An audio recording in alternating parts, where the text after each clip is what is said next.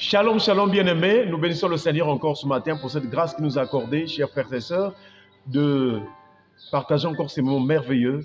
Et c'est un thème encore extraordinaire que le Seigneur nous a accordé, nous a donné. Alors cela se passe à quel moment? C'était donc ce jeudi 12 janvier 2023. Alors c'était à 6h46 minutes. Alors que nous étions encore en plein culte de 6 heures, le modérateur est en train de conduire, il est en train de présider la réunion de prière, chers frères et sœurs, que à cette heure-là précisément, à 6h46 minutes, j'entends la voix du Seigneur me parler en disant la préparation. Et donc dans cette vidéo, chers frères et sœurs, nous commençons donc ce thème intitulé la préparation. Mais vous savez que Dieu est esprit. Quand Dieu parle, il ne nous parle pas de nous préparer pour les choses terrestres ou bien sur les biens passagers. Quand Dieu nous parle de la préparation, alors Dieu tient compte de ce qui est céleste. Parce que déjà, Paul rappelle aux Corinthiens que de la même manière que nous avons porté l'image du terrestre, nous porterons aussi l'image du céleste. Donc ici, il s'agit de la préparation pour le ciel.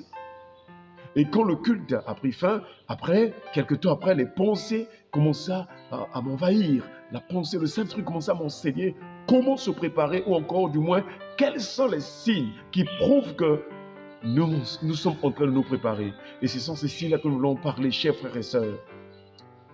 Dans ce merveilleux thème, le premier signe qui prouve que nous sommes en train de nous préparer, chers frères et sœurs, le Saint-Esprit me dit, il dit que lorsqu'une personne se prépare pour un voyage, lorsqu'une personne se prépare pour sortir, lorsqu'une personne se prépare pour se déplacer, alors qu'est-ce qui se passe?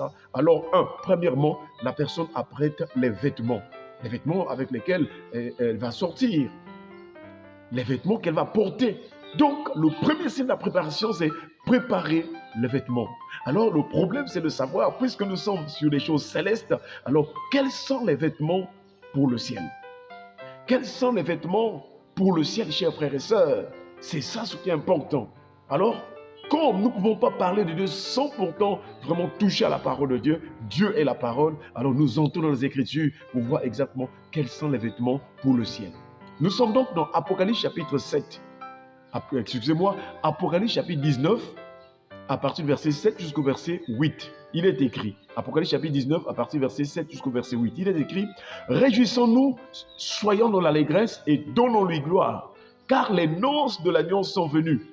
Et son épouse s'est préparée et il lui était donné de se revêtir d'un fin lin éclatant pur.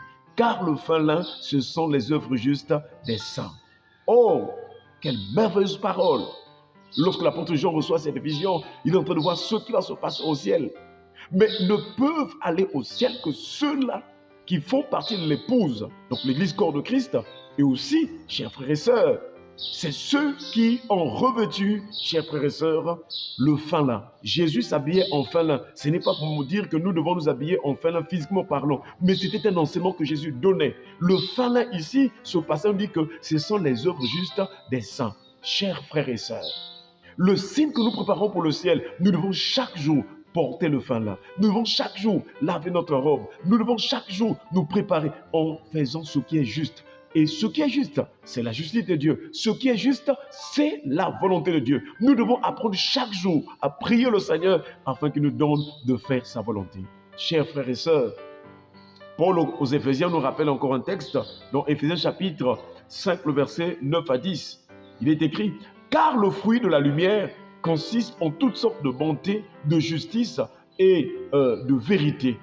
Examinez ce qui est agréable au Seigneur. » Là où nous sommes, nous devons chercher à faire ce qui est agréable au Seigneur. C'est ça ce qu'on appelle les œuvres justes. Et aussi, c'est ce qu'on appelle la lumière. La Bible déclare, en elle était la vie, et la vie était la lumière des hommes. Donc la vie que Christ nous a emmenée, c'est une vie juste, une vie qui soit agréable au Seigneur. Voilà pourquoi, chers frères et sœurs, si nous voulons nous rendre, aller au ciel, être enlevé quand Christ paraîtra dans la gloire, lorsque la trompette sonnera, en un clin d'œil, chers frères et sœurs, nous devons nous préparer maintenant pour ce voyage céleste, pour l'entrée au ciel, pour aller au ciel. Mais la condition, il faut que nous puissions nous revêtir des vêtements, des fin lin, des vêtements pour le ciel. Donc le fin lin qui n'est autre chose que les œuvres justes des saints. Que Dieu nous donne d'avoir un cœur qui pratique ce qui est juste. C'est ce que Dieu a dit à Abraham. Il a enseigné à Abraham la justice et la droiture. Que Dieu nous aide chaque jour à faire ce qui est juste. Vous savez que Jésus même, lorsqu'il est venu pour se faire baptiser par Jean dans les eaux du Jourdain, dans Matthieu chapitre 3 à partir du verset 13, Jésus quitta la Galilée et vint pour se faire baptiser par Jean. Mais la Bible déclare, Jean lui résistait en disant, c'est moi qui ai besoin d'être baptisé par toi et c'est toi qui viens à moi. Naturellement, Jean-Baptiste a fait raison parce que Jésus étant l'agneau de Dieu qui est venu sauver le monde et c'est donc Jésus qui devait le baptiser. Mais Jésus lui dit quoi? Laisse faire maintenant car il est convenable que nous accomplissions ainsi ce qui est juste ou tout ce qui est juste. Dieu nous appelle à pratiquer ce qui est juste. Voilà les vêtements pour le ciel, la justice. Et pour terminer, il est écrit dans Romains chapitre 14, je pense le verset 17, il est écrit que le royaume de Dieu, ce n'est pas le manger, car le royaume de Dieu, ce n'est pas le manger et le boire, mais c'est la justice, la paix et la joie par le Saint-Esprit. Le signe que nous nous préparons pour le ciel, c'est de pratiquer la justice, c'est de rechercher la paix avec tous, la sanctification, et aussi rechercher à vivre la joie du Seigneur. Que Dieu nous bénisse pour cette première vidéo. Nous vous supplions de suivre les autres vidéos sur la préparation. Ça, c'est encore le premier point qui prouve que nous nous préparons pour le ciel. Les œuvres justes des saints, le fin lin. Que Dieu nous bénisse, que nous nous préparons chaque jour à faire ce qui est bien, ce qui est juste devant la face de notre Dieu. Car il a dit à Abraham, marche devant ma face et sois intègre. Que Dieu nous bénisse, que Dieu nous garde. Amen.